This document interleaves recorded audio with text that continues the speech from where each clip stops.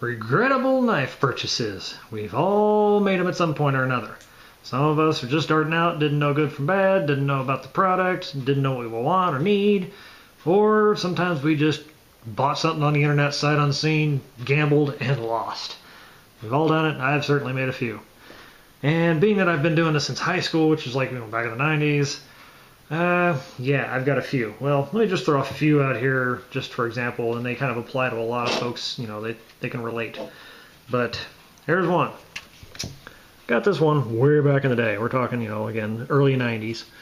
And this is supposed to be a little boot knife. Well, first right off the bat, this clip, it's like a paper clip. I mean, seriously.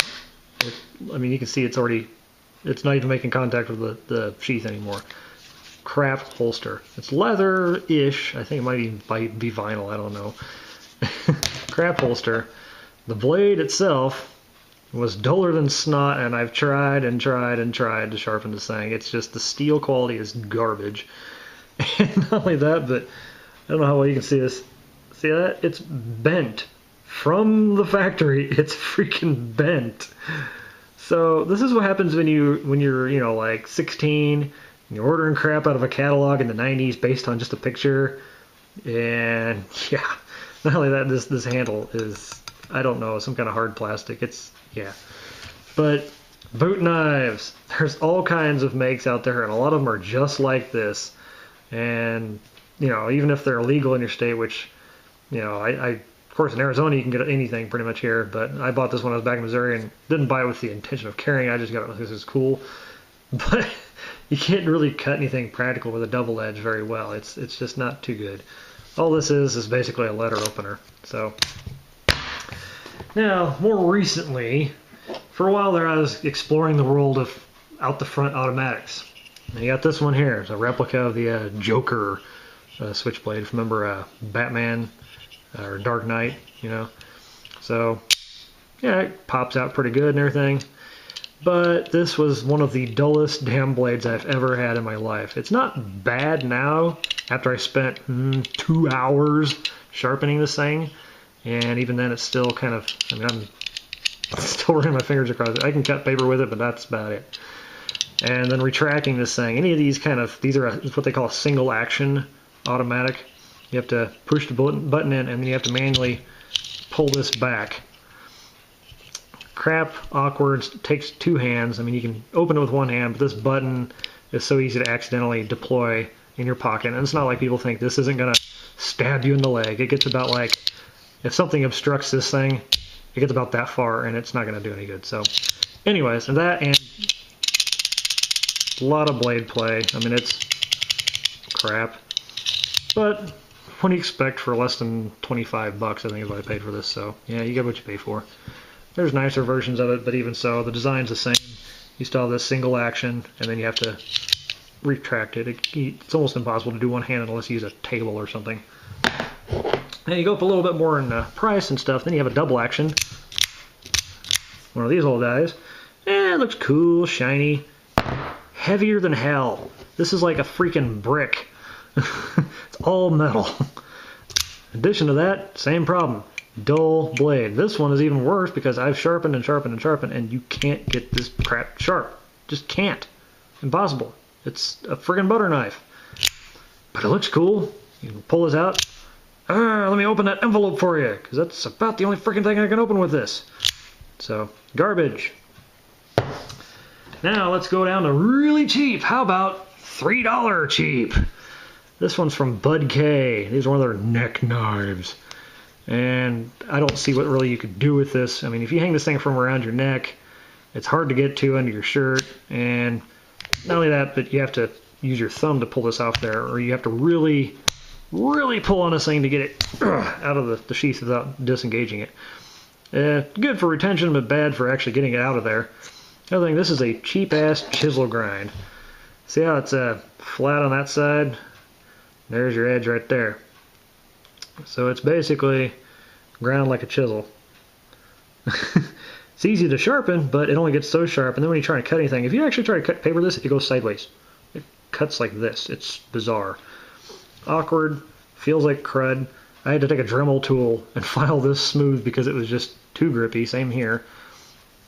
It's a neat idea. It could have been cool, and some other companies, I think they have like a Schrade or Smith & Wesson's. Well, Smith & Wesson's made by Schrade. Same concept. It might be a little better executed, but yeah. Oh yeah, and then you have this idiotic option here that, you know, for a rape whistle. Woohoo! Yeah, because, you know, if you're going to pull this out, you're going to bother with whistling, whatever. It's stupid. Most of them don't even work from what I hear. Now, another one from Sight Unseen. Thought it was cool at the time. Wished I never had. This little thing. United Cutlery, I believe, makes this. And I cannot, for the life of me, get both of these things. They're supposed to fit in like this. These little push daggers. And they look a lot bigger when you see them online or whatever. I guess they could work in a pinch, you know. Better than a set of keys in your hand. But they're not really that great in terms of defense. These are duller than snot. Tried to sharpen them, same as the other. It's crap steel, can't sharpen very well. And the sheath is garbage. Just saying, you can only get one of them in there at a time, really. And even then, one of them only goes in on one side and kind of retains while the other one just kind of falls out.